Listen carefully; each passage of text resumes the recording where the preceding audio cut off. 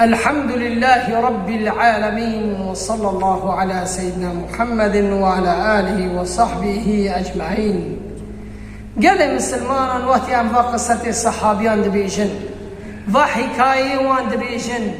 لازم قرقة ام عبرتك حياتي وان راكن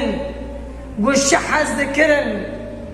جش حز ذكرن جي پیغمبره عليه الصلاة والسلام حز ذكرن صحابيه كروك خدمته پیغمبر عليه الصلاة والسلام ذكر پیغمبر عليه الصلاة والسلام بيرا قوت وش من بخص فلان كالصحابة شد خازي عمري خواهد شغاسي حبدا صالن جينجا خورتا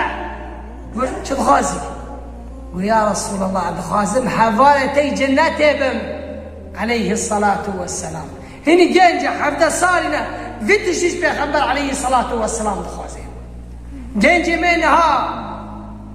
زاري منها قشكي وبيبتل خازن تلافونك الخازن وايفيد خازن شخاب بليزن بوب جي بليزن تشتام بليزن دنيا خازن اما زار الصحابيان سر ايمان رابون زانن چد خازن آخرت خازن حوالي پیغمبر من عليه الصلاة والسلام من خازن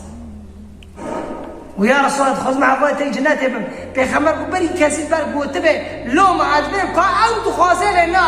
نفسي وتخازن لنا شو تخازن كده نقول واسألك مرافقتك في الجنة يا رسول الله عليه الصلاة والسلام تخازن مع حوالي جنات ابن فأعني على نفسك بكثرة السجود يردمك وخدير خداخة حرب خدير تعالى رضا خدير تعالى المرتبة ترد كالجب خدير تعالى ودي ترد بي حرب ركعتك يزيدا بكي نمياك يزيدا بكي سجودك يزيدا بكي مرتبة تهين جب خدير تعالى رضي قال لي مسلمان فاتشتي دلي وان دخواست هدفه وان تشتي دلي وان ده آخرت بو قال لي مسلمانا ندنيا عيبو ما يجي خب دنيا إذا قوم قرتية أم قو يك برا بيتشد خازي أم بعرباك خازم خانيات خازم زواج خازم أما الصحابيان نقول أم آخرت خازم جنة خازم لأنه دنيا كي حره لازم يسا زاري خسر إيمان خديكي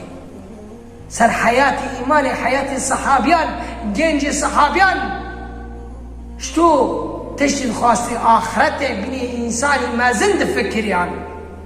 فخذ تعالى ما هفال بيخنبري جنتك عليه الصلاة والسلام دلي ما آخرته تيكي رزابوني خذ تعالى تيكي دنياي نكتي كلي مسلمان دنياي نكتي كلي